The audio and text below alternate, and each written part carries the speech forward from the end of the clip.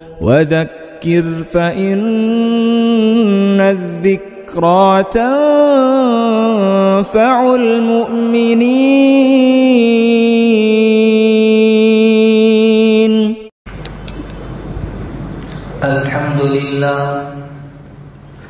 الحمد لله نحمده ونستعينه ونستغفره ونؤمن به ونتوكل عليه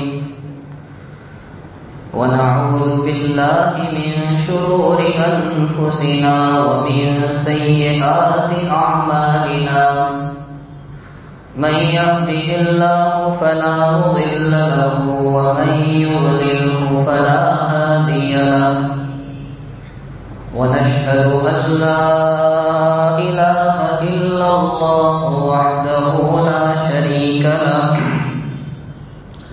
ونشهد أن سيدنا ونبينا ومولانا محمدا عبده ورسوله صلى الله تعالى عليه وعلى آله وأصحابه وبارك وسلم تسليما كثيرا كثيرا. أما بعد فأعوذ بالله من الشيطان الرجيم. بسم الله الرحمن الرحيم. ومن آياته أن خلق لكم من أنفسكم أزواجا لتسكنوا إليها وجعل بينكم مودة ورحمة. إن في ذلك لآيات لقوم يتفكرون. بزرگان محترم اور برادران عزیز، یہ سورہ روم کی ایک آیت ہے. اس مکمل سورت کی آج تراویح میں تلاوت کی گئی. اس آیت پاک میں اور اس پورے رکوع میں اللہ رب العالمین نے اپنی قدرت کی کچھ نشانیاں بیان فرمائی ہیں. اللہ پاک نے اپنی قدرت کی ایک نشانی اس آیت پاک میں یہ بیان کی کہ ہم نے انسانوں کی جنس سے ہی عورتوں کو پیدا کیا تاکہ وہ مردوں کے لیے بیوی بن سکے اور ان سے سکون قلب حاصل کیا جا سکے.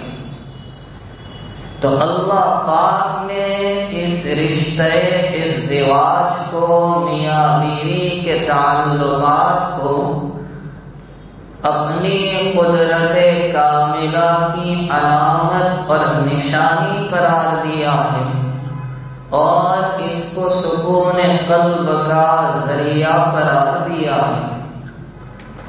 جس گھر میں یہ نعمت حاصل ہے گویا وہ گھر جنت کا نمونہ ہے. اور جہاں سکون قلب نہیں بلکہ آپسی رشتے تلخیوں کے شکار ہو چکے ہیں تو وہ گھر جنت کا نمونہ بھی نہیں. میاں بیوی کے تعلقات خوشگوار کیسے رہیں گے؟ شریعت اسلامیہ نے اس کے لیے کچھ اصول بیان کیے ہیں. کچھ کام ایسے ہیں جو مردوں کو کرنا ہے، کچھ کام ایسے ہیں جو عورتوں کو کرنا ہے. اگر دونوں اپنی اپنی ذمہ داری کو بحسن خوبی نبھائیں گے تو ان کا یہ رشتہ اس عالم میں بھی برقرار رہے گا اور آنے والے دائمی عالم میں بھی برقرار رہے گا. تو وہ کون سے کام ہیں جو دونوں کو اپنانا ہے؟ تو سب سے پہلے ہم یہ سمجھیں کہ مردوں کو کون سے اصول اپنانا ہے جس کی جانب سے اس رشتے میں کھٹاس پیدا نہ ہو، بلکہ یہ رشتہ قائم رہے، استوار رہے، ہموار رہے، برقرار رہے۔ پہلا کام یہ ہے کہ عورتوں کی خوبیوں پر نظر کی جائے، نہ کہ خامیوں پر۔ سرور عالم صلی اللہ تعالی علیہ وسلم کی تشریف آوری سے پہلے پورا عالم عموماً اور معاشرے عرب خصوصاً جہالت کا، گمراہی کا، فساد کا، بگاڑ کا مرکز بنا ہوا تھا۔ طرح طرح کی برائیاں ان میں عام تھی۔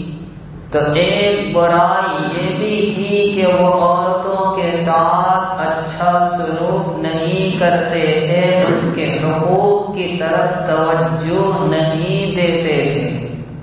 لڑکی پیدا ہونا ان کے یہاں عیب سمجھا جاتا تھا، اس کی آواز سننا بھی پسند نہیں کرتے، پیدا ہوتے ہی اسے زیر زمین کر دیا کرتے تھے۔ اس طرح بے شمار معصوم بچیوں کو زمین کے حوالے کر دیا گیا، اور اگر کوئی بچ جاتی، بڑی ہو جاتی، شادی بیاہ اس کا کر دیا جاتا تو اس کے ساتھ نہ حسن سلوک کا معاملہ ہوتا، نہ حقوق کی ادائیگی کی فکر اور اس کا اہتمام، اور شوہر کا انتقال ہو جائے تو میراث میں سے ملتا تو کیا اسی کو میراث سمجھ کر تقسیم کر دیا جاتا۔ ایسے پرفتن ماحول میں حقوق نساء یعنی عورتوں کے حقوق پر سب سے پہلے اگر کسی نے آواز اٹھائی ہے تو وہ بلا شک و شبہ میرے اور آپ کے آقا جناب رسول اللہ صلی اللہ تعالی علیہ وسلم کی ذات اقدس۔ تو آپ نے ہمیں یہ تعلیم دی ہے کہ ان کی خامیوں کو نہ دیکھیں، ان کی خوبیوں کو دیکھا جائے تو یہ رشتہ برقرار رہے گا۔ رب کائنات نے خلقت اور فطرت کے اعتبار سے اس کو ضعیف بنایا ہے، اس کے مزاج میں کجی ہے، ٹیڑھا پن ہے۔ اگر ہم سیدھا کرنے کی کوشش کریں گے تو وہ کبھی سیدھی ہونے والی نہیں۔ خود نبی علیہ السلام کا ارشاد عالی ہے، ان اقمتها کسرتها، اگر تم سیدھا کرنے جاؤ گے تو توڑ بیٹھو گے۔ تو اللہ پاک نے ان کے مزاج میں کجی رکھ دی، ٹیڑھا پن رکھ دیا۔ فائدہ اٹھانا ہے تو اسی کجی کے ساتھ، ٹیڑھے پن کے ساتھ اس کے مزاج کو درست کرنے کی کوشش نہ کریں۔ میرے والد مرحوم ایک لطیفہ سنایا کرتے تھے۔ ایک شوہر نامدار کی بیوی بہت ٹیڑھی تھی، جو شوہر کہتا بالکل اس کا الٹا۔ اگر کہے کہ مجھے بہت تگڑی بھوک لگی ہے، جلدی کھانا بناؤ، تو کہتی تمہارے باپ کی نوکر ہو۔ اس دن کھانا لیٹ بنتا، تاخیر سے بنتا۔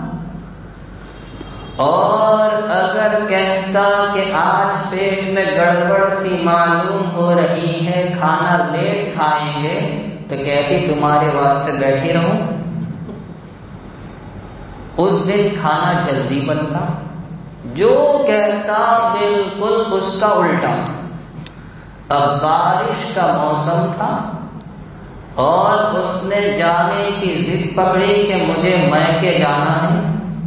شوہر نے کہا آج بارش بہت ہے، ندی میں پانی بھرا ہے، تیرا میکا ندی پار کر کے جانا پڑتا ہے، تو کیسے جائے؟ آج نہیں چلتے، بعد میں چلیں گے۔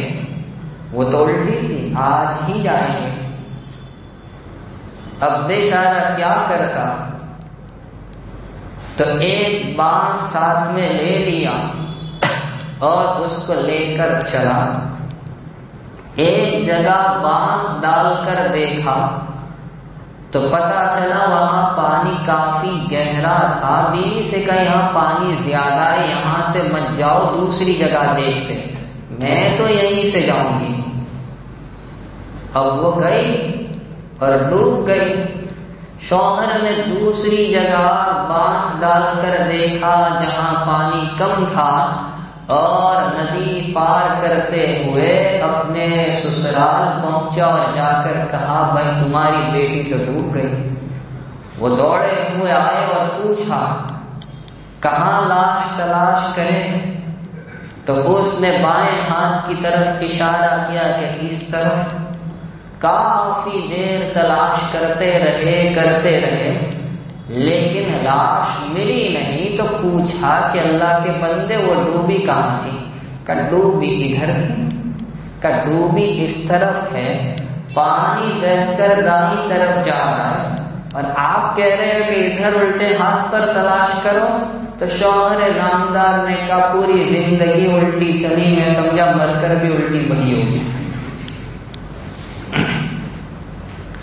تو بتلانا یہ ہے کہ ہمیں ان کی خوبیوں کو دیکھنا ہے، خامیوں کو نظر انداز کر دینا ہے۔ اللہ تعالیٰ نے فطرتاً خلقتاً انہیں ضعیف اور ٹیڑھی فطرت کا بنایا۔ حضرت آدم علیہ السلام جب جنت میں تھے اور اکیلے تھے تو سو رہے تھے۔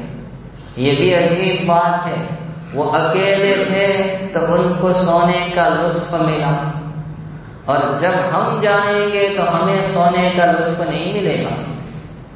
یہاں پر سونا نعمت ہے، وہاں پر نیند نہیں ہوگی، اس لیے کہ جب بندہ سوتا ہے نعمتوں سے محروم رہتا ہے۔ یقین نہ ہو تو آپ اگر سو رہے ہو، آپ کے پڑوس میں سے کچھ بریانی آ جائے، آپ کے گھر والے کھا جائیں گے، آپ سو رہے تھے نعمت سے محروم رہے۔ جنت میں محرومی نہیں ہے، اس لیے وہاں نیند بھی نہیں ہے۔ تو حضرت آدم علیہ السلام پر نیند مسلط کر دی گئی، اور اسی حالت میں رب کائنات نے ان کی بائیں پسلی سے کچھ مادہ اٹھایا، اور اسی سے اما جان حضرت حوا رضی اللہ تعالی عنہا کی پیدائش ہوئی۔ اسی لیے دائیں طرف کی پسلیاں 18 ہیں، بائیں طرف کی 17 ہے۔ اب ایک سوال ہو سکتا ہے کہ یہ جو بائیں پسلی سے مادہ نکالا گیا، نیند کی حالت میں کیوں نکالا گیا؟ بیداری میں بھی تو نکالا جا سکتا تھا، جبکہ نکالنے والا رب العالمین ہے تو تکلیف کا تو کوئی اندیشہ نہیں۔ تو اس کا جواب یہ ہے کہ اگر یہ مادہ بیداری میں نکالا جاتا تو اللہ تعالیٰ اسی مادے کے ذریعے ان کی بیوی کو وجود بخشنے والے ہیں، جو سکون کا ذریعہ بنے گی۔ اگر بیداری میں یہ چیز نکالی جاتی تو سکون اور انسیت کے بجائے وحشت ہوتی۔ اس لیے یہ مادہ عالم نیند میں نکالا گیا۔ تو پھر ایک سوال یہ ہوگا کہ حضرت حوا کی تخلیق کے لیے پسلی کا ہی انتخاب کیوں؟ اس کا جواب یہ ہے کہ جسم کی ہڈیوں میں پسلی کی ہڈی کمزور ہوتی ہے، جس میں اشارہ اس جانب ہے کہ خلقتاً اللہ نے ان کو ضعیف اور کمزور بنایا ہے۔ دوسری وجہ یہ ہے کہ پسلی کی ہڈی دوسری ہڈیوں کے مقابلے میں نرم ہوتی ہے، جس میں اشارہ یہ ہے کہ حق تعالیٰ نے ان کی فطرت میں نرمی کو غالب رکھا ہے۔ تیسری وجہ یہ ہے کہ پسلی کی ہڈی ٹیڑھی ہوا کرتی ہے، جس میں ان کی ٹیڑھی فطرت کی جانب اشارہ ہے۔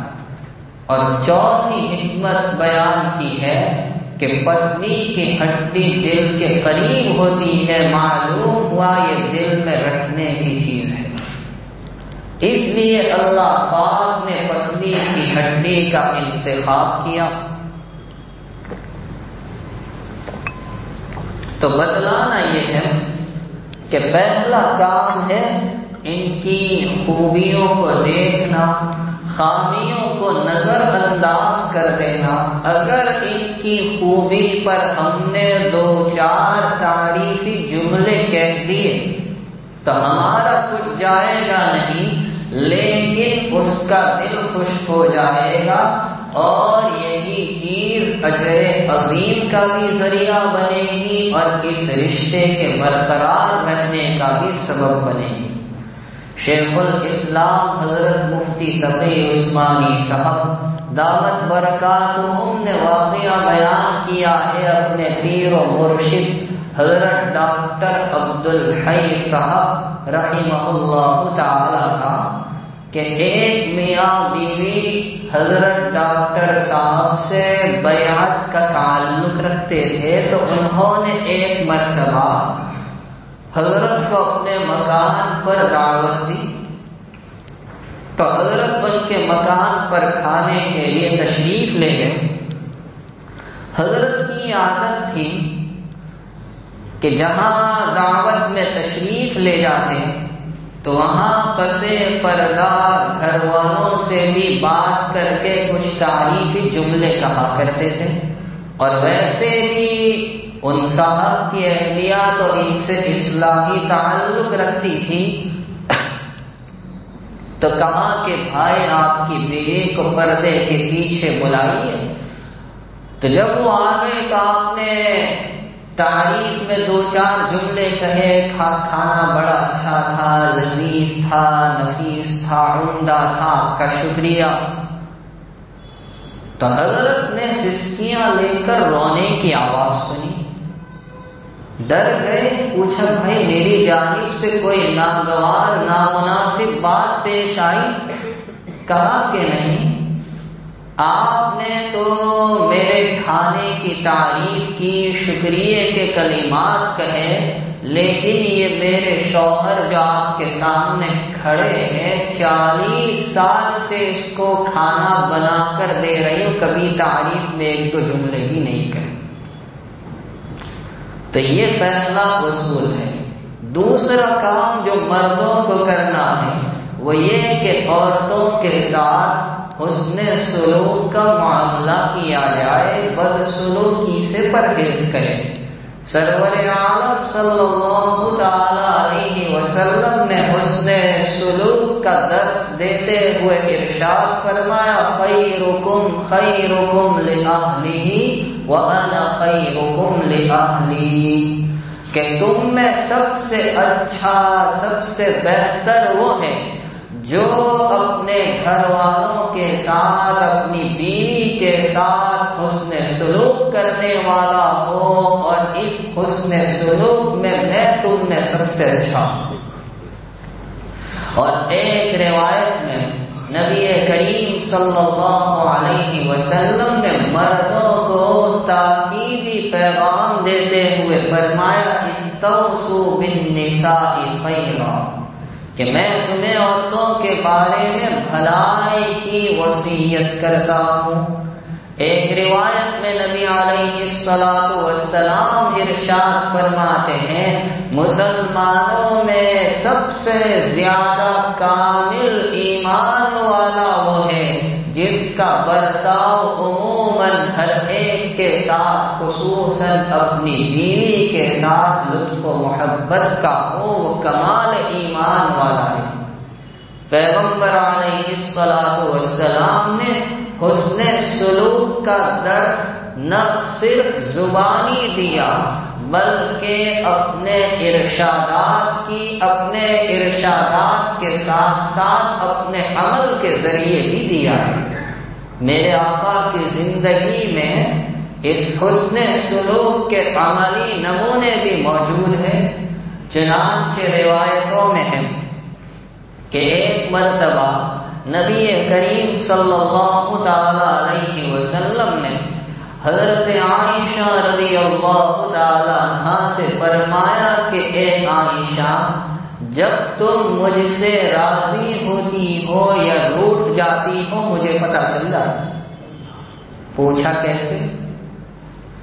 تو آقا علیہ السلام نے فرمایا کہ جب تم مجھ سے راضی اور خوش ہوتی ہو اور تمہیں کسی بات پر قسم کھانی پڑتی ہے تو تم میرا نام لے کر کہتی ہو لا ورب محمد کے رب کی قسم صلی اللہ علیہ وسلم، اور جب تم مجھ سے ناراض ہوتی ہو اور تمہیں قسم کھانی پڑتی ہے تو میرا نام نہیں لیتی اور کہتے لا ورب ابراہیم کے رب کی قسم، کہنے لگی پیارے آقا میں تو صرف آپ کا نام چھوڑتی ہوں ورنہ آپ کی محبت میرے دل میں برقرار ہے۔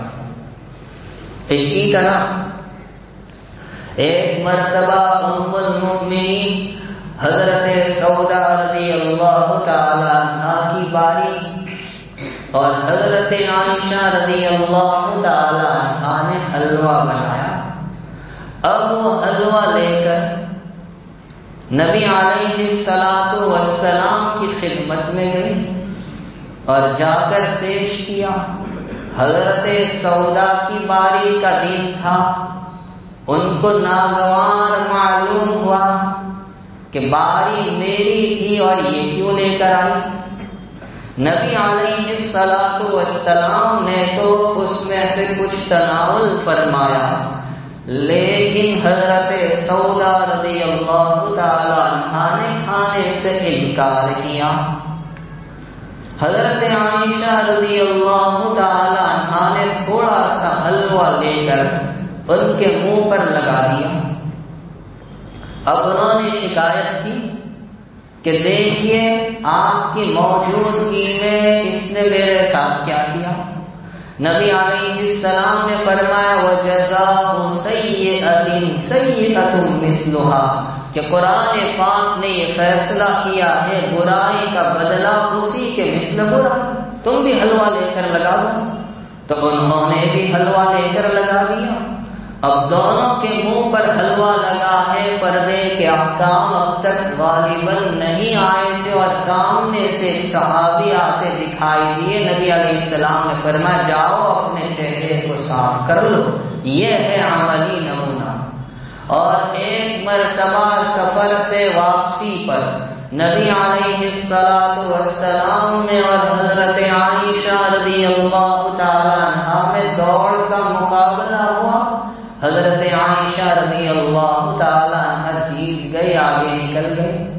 اور دوسری مرتبہ جب کچھ سالوں کے بعد مقابلہ ہوا، عائشہ رضی اللہ عنہا کہتی ہے کہ پھر مجھ میں موٹاپا آ گیا تھا تو اس بار نبی علیہ السلام مجھ سے آگے نکل گئے اور فرمایا عائشہ یہ تمہاری جیت کا بدل ہو گیا۔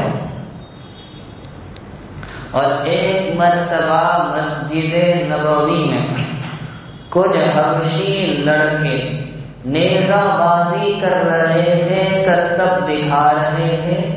نبی کریم صلی اللہ علیہ وسلم نے حضرت عائشہ رضی اللہ تعالی عنہا کو فرمایا کہ آؤ یہ نیزہ بازی اور کرتب دکھاؤ۔ یہ کہہ کر دروازے کے پاس چادر پکڑ کر کھڑے ہو گئے۔ حضرت عائشہ رضی اللہ تعالی عنہا نبی علیہ السلام کے کاندھے پر سہارا دیتی ہوئی پیچھے سے دیکھتی رہی. نبی علیہ السلام برابر اسی طرح کھڑے رہے. کہتی ہے یہاں تک کہ میرا ہی جی بھر گیا اور میں پلٹ کر گھر میں آ گئی. اور ایک مرتبہ نبی علیہ السلام مقام میں تشریف لائے تو دیکھا حضرت عائشہ رضی اللہ تعالی عنہا کو کہ برتن ہاتھ میں لیے پانی پی رہی ہے. تو آپ نے محبت میں ان کا نام رکھا تھا حمیرہ. فرمایا رک جاؤ. وہ رک گئی. کہ برتن مجھے دو. تو پانی کا پیالہ برتن لے لیا. فرمایا تم کہاں سے پی رہی تھی؟ تو اشارہ کیا اس جگہ سے. نبی کریم صلی اللہ تعالی علیہ وسلم نے اسی جگہ اپنا منہ مبارک لگا کر پانی نوش فرمایا. اور ایک موقع پر نبی علیہ السلام نے فرمایا تم تو مجھے ایسی پسند ہو جیسے مکھن اور کھجور کو ملا کر کھایا جائے. تو عائشہ رضی اللہ تعالی عنہا نے جواب میں کہا حضور آپ مجھے ایسے پسند ہے جیسے مکھن میں شہد ملا کر کھایا جائے. تو آقا نے فرمایا تمہارا جواب میرے جواب سے شاندار ہے. تو یہ سارے نمونے ہیں نبی کریم صلی اللہ تعالی علیہ وسلم کے عملی حسن سلوک کے.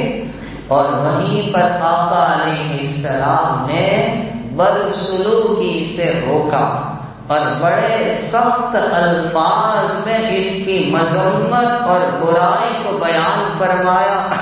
چنانچہ روایت میں پیغمبر علیہ السلام نے فرمایا تم میں سے کوئی آدمی عورتوں کی ایسے پٹائی نہ کرے جیسے اپنے غلام کی پٹائی کی جاتی ہے اور پھر اگلے ہی روز جنسی میدان ہو اور تکمیل کے لیے اس کے پاس پہنچ جائے. نبی علیہ السلام نے روکا ہے اور فرمایا کہ جو لوگ ہاتھ اٹھانے والے مارنے والے وہ تم میں اچھے لوگ نہیں ہیں. یہی وجہ ہے کہ اگر میاں بیوی میں کھٹ پٹ ہو جائے تو قرآن کریم نے اصلاح کے اصول بتلائے ہیں.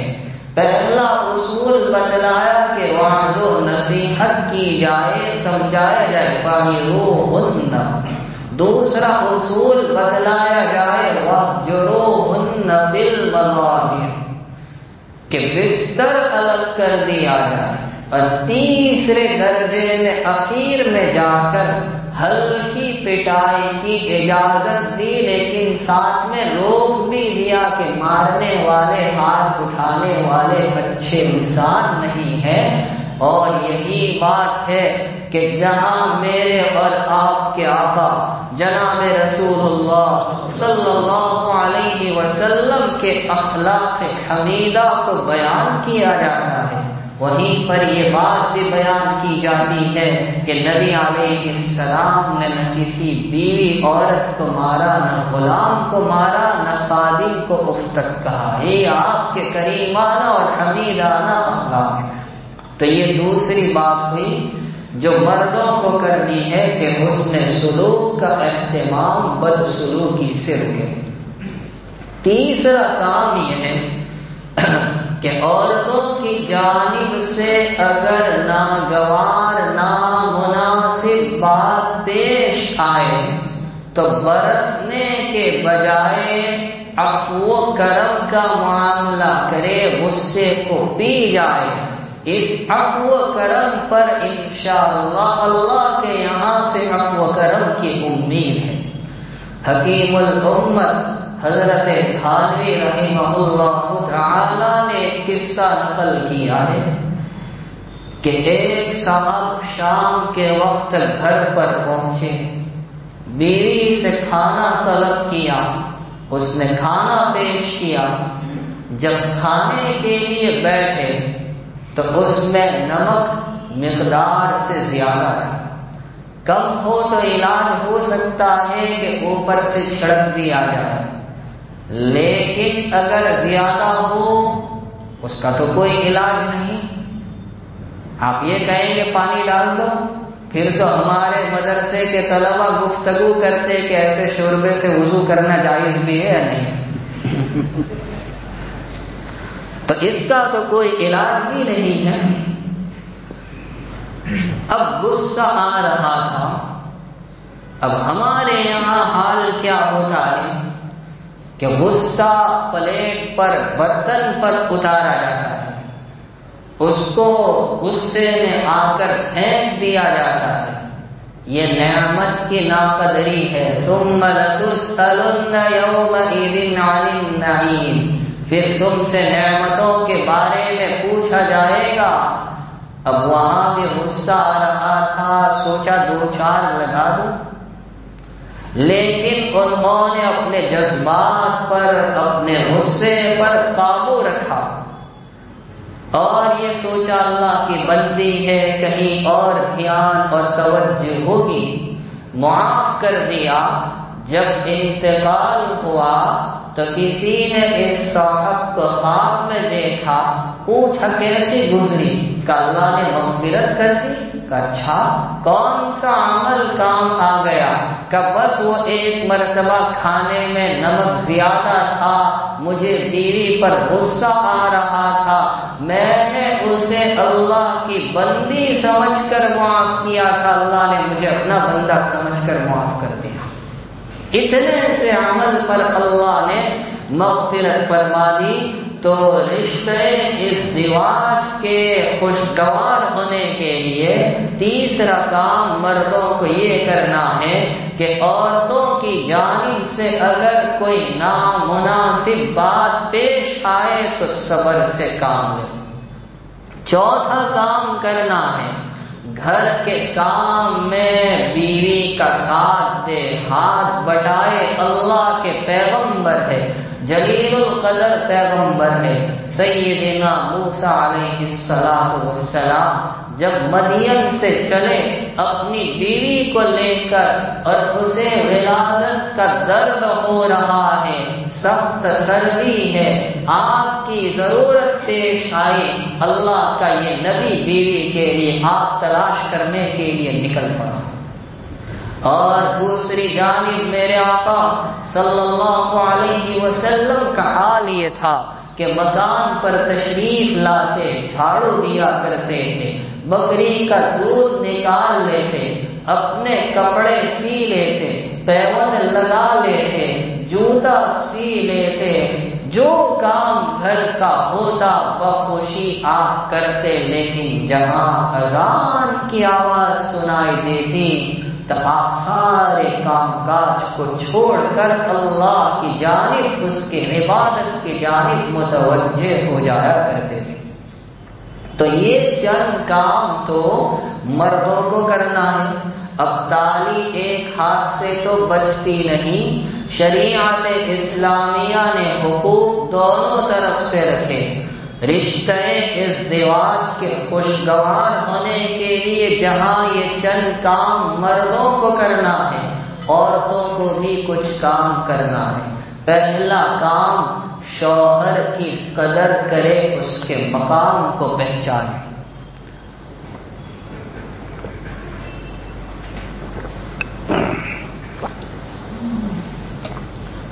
جناب رسول اللہ صلی اللہ تعالی علیہ وسلم نے ارشاد فرمایا کہ جو عورت 5 وقتہ نماز کی پابندی کرے، رمضان المبارک کے روزے رکھے، اپنی شرمگاہ کی حفاظت کرے اور شوہر کی اطاعت کرے، اسے کہا جائے گا جنت کے جس دروازے سے داخل ہونا ہو داخل ہو جائے. ایک صحابی رسول ایران گئے، وہاں انہوں نے دیکھا کہ وہاں کے حاکموں کو اور وہاں کے مذہبی علماء کو لوگ سجدہ کرتے ہیں. تو ان کے ذہن میں یہ بات آئی کہ اگر سجدہ اللہ کے علاوہ کسی کو کرنا ہے تو نبی کریم صلی اللہ علیہ وسلم ان لوگوں سے زیادہ حق رکھتے ہیں. چنانچہ مدینہ منورہ آنے کے بعد نبی کریم صلی اللہ علیہ وسلم سے درخواست کی اور کہا پیارے آقا میں ایران گیا، میں نے وہاں دیکھا کہ وہاں کے حاکموں کو، مذہبی علماء کو لوگ سجدہ کرتے ہیں، تو میرے دل میں خیال آیا کہ اس کے زیادہ حقدار تو آپ ہیں۔ آپ نے فرمایا اچھا یہ بتاؤ اگر میرا انتقال ہو جائے اور مجھے دفن کر دیا جائے تو کیا تم میری قبر پر سجدہ کرو گے؟ وہ ہندوستان کے تو تھے نہیں صحابہ۔ تو کہا کہ نہیں، ہم قطعاً اس کو پسند نہیں کریں گے۔ تو آقا علیہ السلام نے صاف فرمایا اگر غیر اللہ کو سجدہ جائز ہوتا تو میں عورتوں کو حکم دیتا کہ وہ اپنے شوہروں کو سجدہ کیا کریں، لیکن اللہ کے علاوہ کسی کو سجدہ جائز نہیں، لیکن آپ اس سے شوہر کے مقام کو سمجھ سکتے ہیں۔ تو یہ پہلا کام جو عورت کو کرنا ہے، شوہر کی عظمت، ادب و احترام، اس کی قدر و منزلت، اس کے مقام کو پہچاننا۔ دوسرا کام جب شوہر بلائے بلا وجہ انکار نہ کرے، اگر کوئی معقول عذر نہ ہو حیض کا یا بیماری کا اور وہ اپنی خواہش کی تکمیل کے لیے بلائے تو چاہے وہ تنور پر کام کر رہی ہو چھوڑ کر آ جائے، اگر وہ نہیں آتی اور شوہر ناراض ہو کر رات گزارتا ہے، حدیث پاک میں آتا ہے کہ ایسی خاتون رات بھر فرشتوں کی لعنت اور بددعا کی مستحق قرار پاتی ہے۔ تیسرا کام عورت کو یہ کرنا ہے کہ اپنی شرمگاہ کی حفاظت اور شوہر کے ساتھ خیانت کا معاملہ نہ کرے۔ جناب رسول اللہ صلی اللہ علیہ وسلم نے ارشاد فرمایا کہ 4 چیزیں اگر کسی کو مل جائے سمجھ لیجئے اس کو دنیا اور آخرت کی بھلائی مل گئی۔ کون سی ہیں وہ 4 چیزیں؟ قلب شاکر، اللہ کی نعمتوں پر شکر ادا کرنے والا دل، ولسان ذاکر، اللہ کے ذکر میں جاری و ساری رہنے والی، تر و تازہ رہنے والی زبان، وبدن علی البلاء صابر، مصیبتوں پر صبر کرنے والا بدن اور جسم، وزوجۃ لا تبغیہ خونا فی نفسها ولا فی مال، اور ایسی عورت جو اپنی ذات میں اور شوہر کے مال میں خیانت نہ کرنے والی ہو۔ اگر یہ 4 چیزیں کسی کو میسر ہیں سمجھ جائیے اس کو دنیا اور آخرت کی بھلائیاں مل چکی ہے۔ یہ تیسرا کام۔ چوتھا کام شوہر کے لیے جائز درجے میں بناؤ سنگار اختیار کرنا۔ میں نے 2 باتیں کہی، ایک تو شوہر کے اور دوسری جائز درجے میں۔ اب ہمارے یہاں بالکل الٹا ہے، بناؤ سنگار تو ہوتا ہے، حد سے زیادہ ہوتا ہے۔ ایک صاحب سنا رہے تھے سورت میں ایک صاحب کے یہاں شادی ہوئی تو میک اپ میں 17 سوٹ کیس تھی۔ اب بتائیے دیوار پر کلر کرنا تھا تو جائز درجے میں ہو اور شوہر کے لیے ہو کہ جب وہ آئے تو خوش چہرے کے ساتھ، خندہ پیشانی کے ساتھ، شرعی دائرے میں رہ کر زیب و زینت اختیار کر کے اس کا استقبال کرے تو یہ رشتہ ازدواج کو استوار بھی رکھے گا اور اس خاتون کے لیے اجر عظیم کا ذریعہ اور سبب بھی بنے گا۔ 5واں کام یہ ہے کہ شوہر سے اس کی حیثیت سے زیادہ مطالبہ نہ کرے۔ اگر اس کی جانب سے کوئی نامناسب بات پیش آئے تو اس پر صبر کرے، اپنے غصے کو برتن پر نہ اتارے، اپنے غصے کو بچوں پر نہ اتارے، اپنے چہرے کو دیواروں پر نہ پٹکے، بلکہ صبر کے دامن کو تھام لے، اس کی خوشی میں شامل ہو۔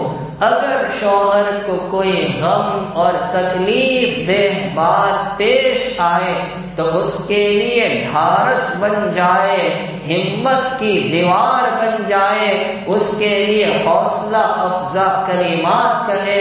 پیغمبر علیہ السلام نے فرمایا جو خاتون اس حالت میں مرتی ہے، انتقال کرتی ہے کہ شوہر اس سے راضی تھا، وہ جنتی ہے۔ ہمت دلانے کی بات آئی تو مجھے جناب رسول اللہ صلی اللہ علیہ وسلم کی زوجہ اولا یاد آ گئی کہ جب غار حرا کی تنہائی میں پیغمبر علیہ السلام تشریف لے جایا کرتے تھے اور جبرائیل امین پہلی وحی لے کر آئے اور فرمایا اقرا، پڑھیے، ما انا بقاری، میں پڑھا ہوا نہیں ہوں، آپ کو دبوچا، پھر کہا پڑھیے، میں پڑھا ہوا نہیں، پھر انہوں نے آپ کو دبوچا، 3 مرتبہ دبوچا گیا تو ایک طبعی اور فطری خوف آپ پر طاری ہوا، گھبرائے ہوئے اپنے مکان تشریف لائے اور کہتے ہیں زملونی زملونی، مجھے چادر اڑا دو، مجھے چادر اڑا دو۔ اس وقت سرور عالم صلی اللہ علیہ وسلم کے لیے ہمت کی دیوار بن کر یہی تو خاتون حضرت خدیجہ رضی اللہ تعالی عنہا کھڑی تھی، اور کیسے تسلی کے کلمات کہے، کیسے حوصلہ افزا کلمات کہے کہ اللہ آپ کو ضائع نہیں کرے گا، آپ تو صلہ رحمی کرنے والے، کمزوروں کی مدد کرنے والے، ناداروں کے لیے کمانے والے، غریبوں کا بوجھ اٹھانے والے، اللہ آپ کو کیسے ضائع کر سکتا ہے۔ اور مزید تسلی کے لیے اپنے چچا زاد بھائی ورقہ بن نوفل کے پاس لے گئے۔ تو اس واقعے میں ہمارے لیے درس ہے کہ اگر شوہر کو کوئی تکلیف دہ بات پیش آ جائے، کوئی نقصان دہ بات پیش آ جائے، کسی عزیز کا انتقال ہو جائے یا کاروبار میں کوئی گھاٹا ہو جائے، تو اس کو کڑوے کسیلے جملے سنانے کے بجائے ہمت دلائے، حوصلے کے کلمات کہے، ڈھارس بن جائے، یہ شوہر کی رضا کا سبب بنے گا اور اس کے لیے دخول جنت کا ذریعہ بنے گا۔ اسی طرح خاتون کو چاہیے کہ وہ شوہر کی وفادار بن کر رہے۔ ایک واقعہ علماء نے لکھا ہے کہ ایک بزرگ کی بیوی بہت زبان دراز تھی، بالکل بد اخلاق، بد مزاج تھی۔ کسی نے کہا کہ آپ طلاق دے دو، چیپٹر کلوز کر دو۔ آج کے زمانے میں یہ بہت عام ہو چکا ہے، لیکن وہ تو اللہ کے ولی تھے، بہت دور کی سوچ رکھنے والے۔ کہا کہ ہے تو بد زبان، بد اخلاق، بد مزاج، تو پھر لوگوں نے، مریدوں نے کہا برداشت کیوں کرتے؟ کہے میری بڑی وفادار۔ یہ خوبی ہے اس کے اندر کہ اگر اللہ نہ کرے مجھے دشمن پکڑ کر لے جائے اور عرصے دراز تک قید کر کے رکھے اور لمبے عرصے کے بعد مجھے خلاصی رہائی نصیب ہو، تو میں گھر کے جس کونے میں اس کو بٹھا کر گیا ہوں یہ وہیں پر بیٹھی ہوگی۔ اتنی وفادار ہے، تو میری نظر اس کی اس خوبی پر ہے، خامی پر نہیں ہے، تو وفادار بن جائے۔ اور ایک کام عورت کو یہ بھی کرنا ہے کہ گھر کے کام کو خوش دلی سے نبھائے، پیشانی پر بل نہ لائے، یہ اجر عظیم کا ذریعہ ہے۔ جناب رسول اللہ صلی اللہ علیہ وسلم کی صاحبزادی ہے، جنتی خواتین کی سردار ہے، علی بن ابی طالب کی زوجہ ہے، جنتی نوجوانوں کی ماں ہے، حضرت فاطمہ رضی اللہ تعالیٰ عنہ گھر کے کاروبار کو خود انجام دیا کرتی تھی، چکی پیسنا، آٹا تیار کرنا اور مشکیزیں بھر کر لانا، ہاتھوں میں چھالے پڑ گئے تھے، خود کام کیا کرتی تھی۔ ایک مرتبہ پیغمبر علیہ الصلاۃ والسلام کے یہاں کہیں سے بہت سے غلام آئے جو آپ تقسیم فرما رہے تھے۔ حضرت علی کرم اللہ وجہہ نے کہا جاؤ تم بھی اپنے ابا جان کے پاس اور ان سے درخواست کرو کہ ایک غلام تم کو بھی دے دے جو کام کاج میں تمہارا ہاتھ بٹائے۔ تمہیں بہت تکلیف ہو جاتی ہے تو تمہیں تھوڑی راحت ملے گی، سکون ملے گا۔ شوہر کی درخواست تھی، وہ گئی، لیکن وہاں جب دیکھا کہ بہت سے لوگ بیٹھے ہیں، مارے شرم اور حیا کے کچھ نہ کہہ پائی اور چلی آئی۔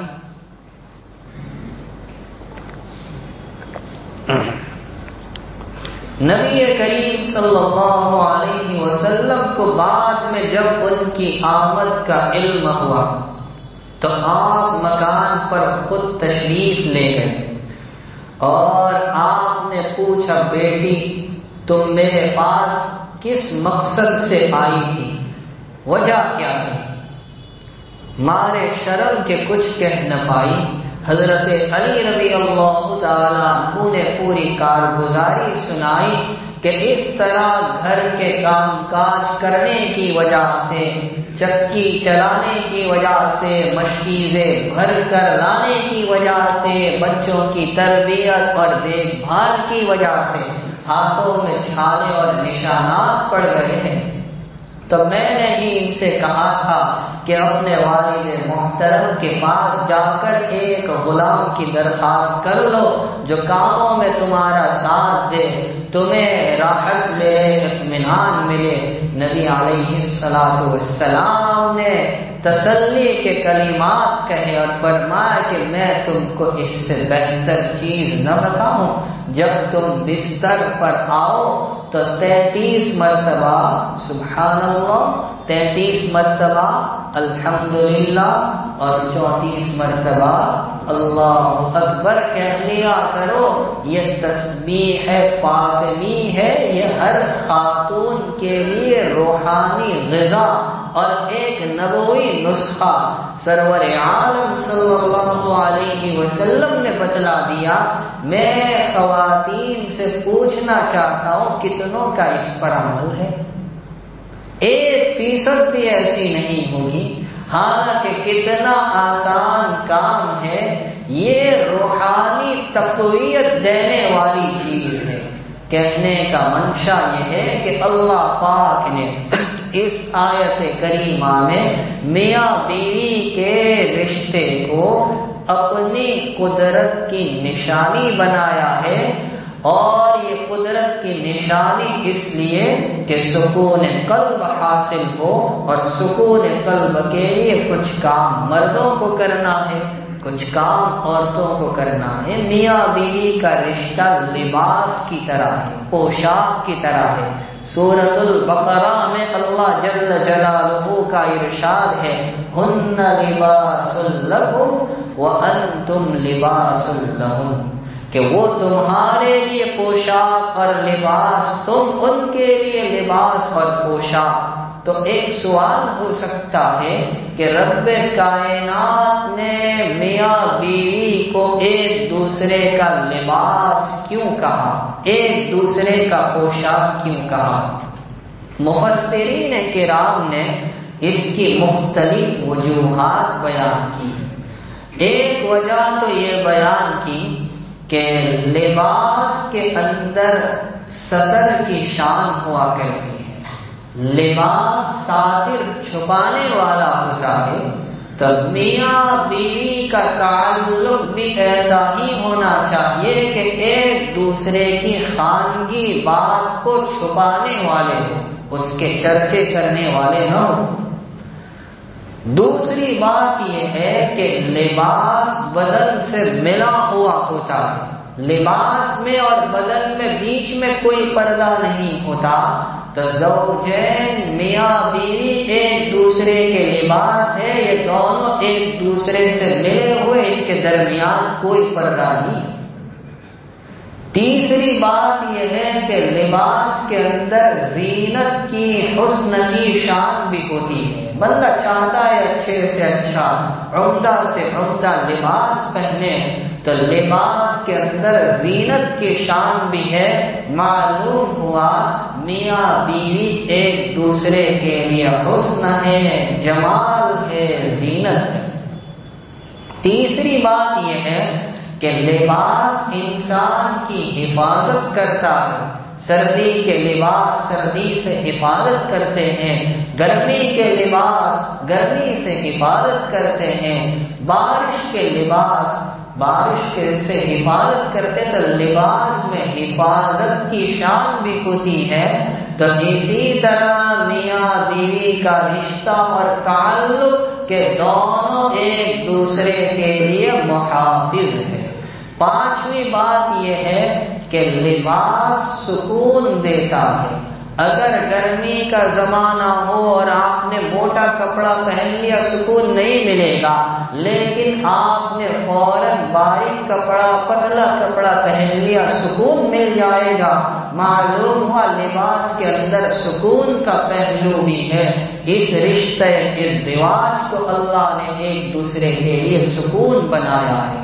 چھٹی بات یہ ہے کہ لباس کی وجہ سے بندہ کبھی پریشان بھی ہو جاتا ہے۔ اگر بہت چست ہو، نامناسب سلا ہوا ہو، تو بندے کو پریشانیوں کا سامنا بھی کرنا پڑتا ہے۔ تو بعض مرتبہ رشتے ازدواج میں نامناسب بات اور کھٹپٹ پیدا ہونے کی وجہ سے ایک دوسرے کو پریشانیوں کا سامنا بھی کرنا پڑتا ہے۔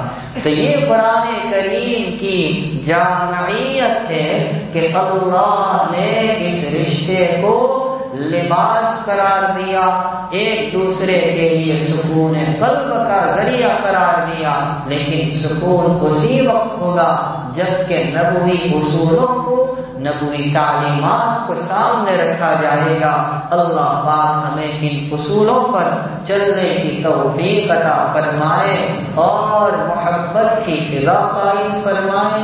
ایک جنازہ بھی حاضر ہے، اللہ پاک مرحوم کی بے انتہا مغفرت فرمائے، درجات خوب بلند فرمائے۔ رمضان المبارک کی موت پر جو فضیلتیں آئی ہیں، اللہ پاک ان فضیلتوں سے مالا مال فرما کر بلا حساب دخول جنت کے فیصلے فرمائے۔